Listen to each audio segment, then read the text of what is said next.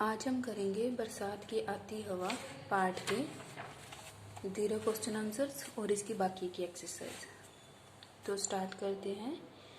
पहला प्रश्न है क्या बरसात की हवाएं कहाँ से आती हुई प्रतीत होती हैं। तो हमेशा की तरह यहाँ अलग रजिस्टर पर आंसर लिख रखे हैं और आप नंबरिंग चेक करते रहना और अपनी नोटबुक पर कर लेना।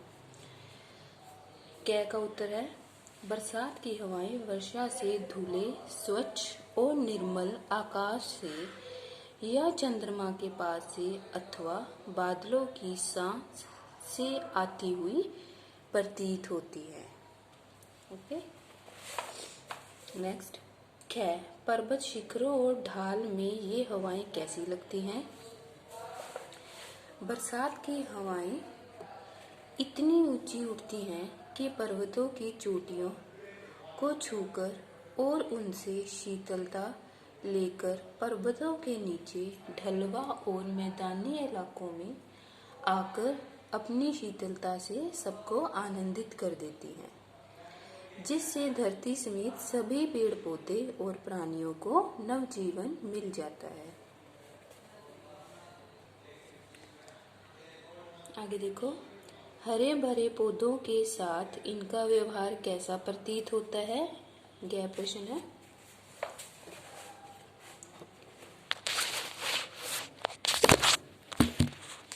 देखो, हरे भरे पौधों के साथ बरसाती हवाओं का व्यवहार सद्भावनापूर्ण है। बरसात की हवाएं इन हरे भरे पौधों की डालियों और लताओं से इठलाती हुई अठखेलियां करती है। पेड़ पौधे जब हिलते हैं तो ऐसा प्रतीत होता है मानो बरसाती हवा के आने की खुशी में वे झूमने लगे हैं। मतलब पेड़ पौधों को बहुत अच्छा लगता है, जिससे कि वो झूमने लग जाते हैं, ऐसा लगता है। आगे देखो, ये हवाएं कहाँ से निकलकर किस से लिपट जाती हैं। घ का उत्तर है ये हवाएं शून्य से निकलकर हर्षोल्लास के साथ प्रकृति के अंग अंग से लिपट जाती है। ठीक है। अब लास्ट क्वेश्चन है, बरसात की हवाओं के चलने पर संपूर्ण प्रकृति कैसी लगती है। इसका उत्तर अपने शब्दों में लिखिए। देखो, इससे जो संपूर्ण प्रकृति है हर्षोल्लास का संचार हो जाता है, नवीन हर्षोल्लास का संचार हो जाता है। प्रकृति का रूप रंग निखर आता है, उसका काया स्वच्छ सुंदर तथा निर्मल हो जाता है। प्रकृति के रोम रोम में एक नया जोश स्फूर्ति और उमंग भी बढ़ जाती है। बरसात की झीनी झीनी फुहारें और शीतल हवाओं के झोंके समस्त प्राणियों और पेड़ पौधों के जीवन को आनंद और उमंग से भर देती है। तो ये थे हमारे लॉन्ग क्वेश्चन आंसर्स बरसात की आती हवा पार्ट के। अब हम इसकी एक्सरसाइज करेंगे। देखो,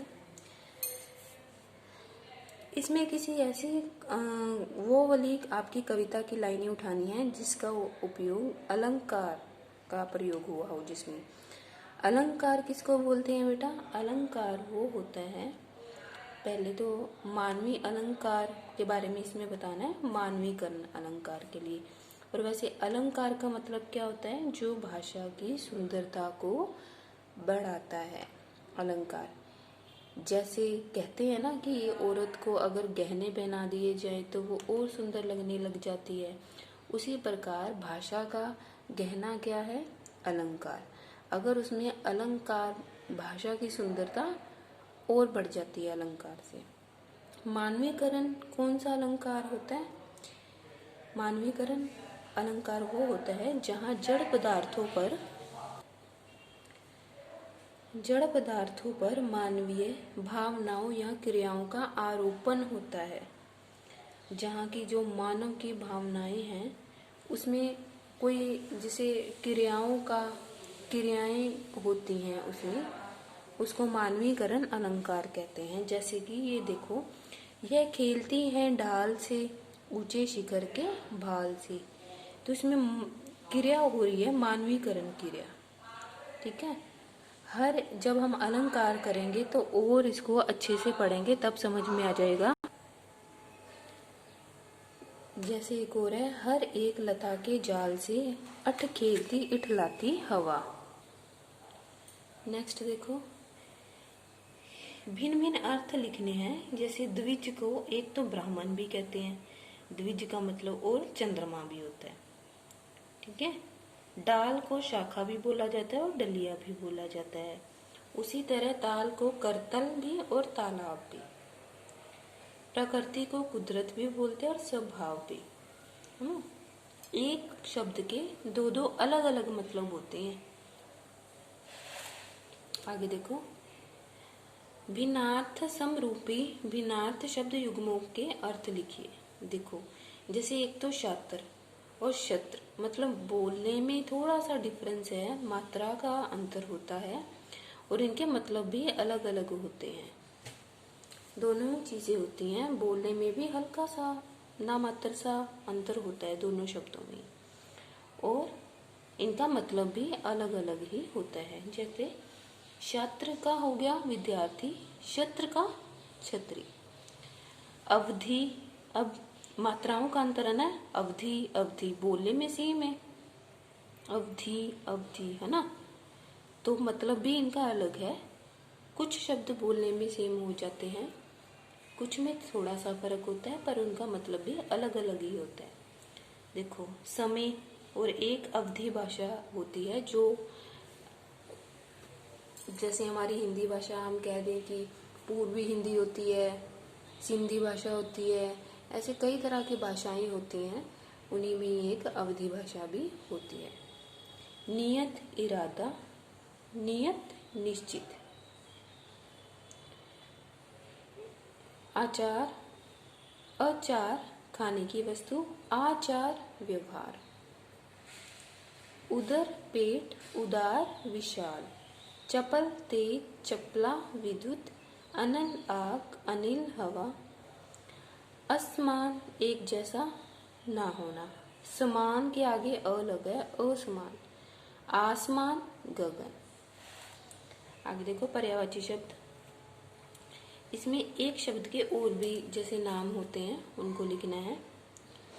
आकाश को और क्या बोला जाता है? नभ, गगन। उसी तरह पानी को जल, सलिल, धरती, भू, पृथ्वी, चंद्रमा, शशि, शशांक।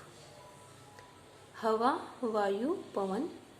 बादल का मेघ, पयोत। शरीर, देह, कलेवर। वृक्ष, पेड़ और तरु। तो यहाँ हमारी ये एक्सरसाइज खत्म होती है और साथ ही हमारा चैप्टर भी खत्म होता है। ओके।